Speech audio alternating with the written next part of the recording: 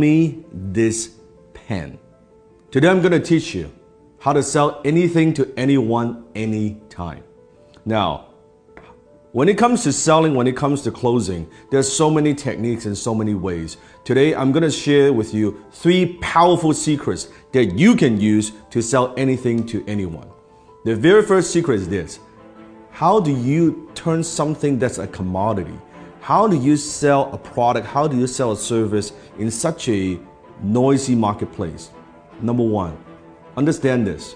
People don't buy because of logic. People buy because of emotion, and they justify it with logic. People buy based on emotions, and they justify with logic. I want you to think of something that you want to buy in your life. It could be a car, it could be a house, it could be anything. Just I want you to picture that.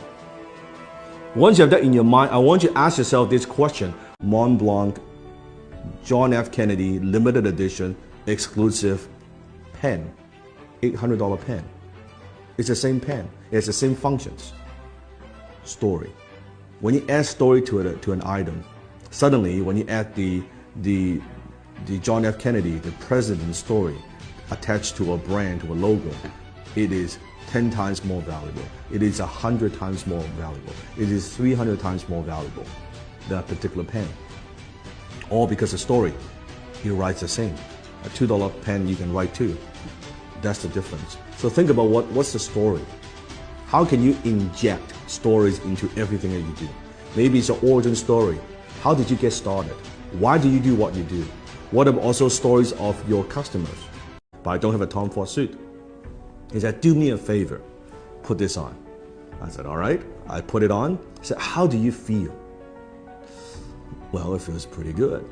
I said, okay, also try this on. Put on this tuxedo. I said, okay, that's pretty cool. He said, oh, it looks great. He said, sir, are you a fan of James Bond? I said, who isn't a fan of James Bond? Like, duh. He said, you see this suit right here, this tuxedo, is the exact suit, exact same design as James Bond wears in Casino Royale.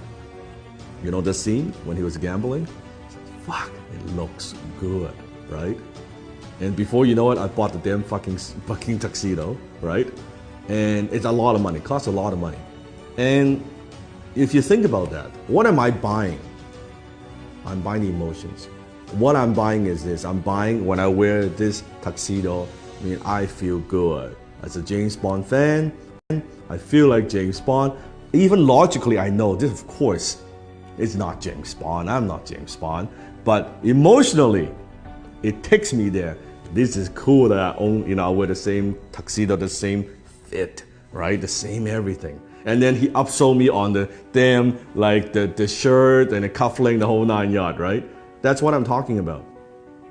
People buy because of emotions and they justify with logic. You have to understand that. Don't push your products. Don't just push your services. Don't push the features and benefits. Think about what are those emotional hot buttons that you're pushing.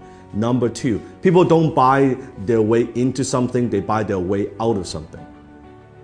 It means people very often, they're buying something because they have a problem they want solved. They want to buy their way out of that problem. People don't buy the drill, they want to hold on the wall. So what is it that you're helping them solve? What problem? What is it? What is that thing? You have to understand. So I always say the amount of money that you make is in direct proportion to how deep you understand your marketplace's pain.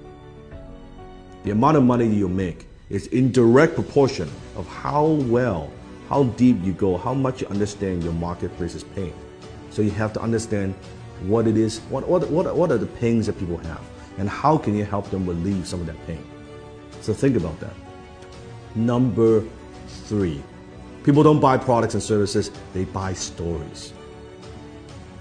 Because when there are so many choices out there in the marketplace, on the internet, any product that you want, there are hundreds and hundreds of choices. How do you stand out? How do you add emotions to a commodity, a pen? What's the difference between a $2 pen like this or an $800 Mont Blanc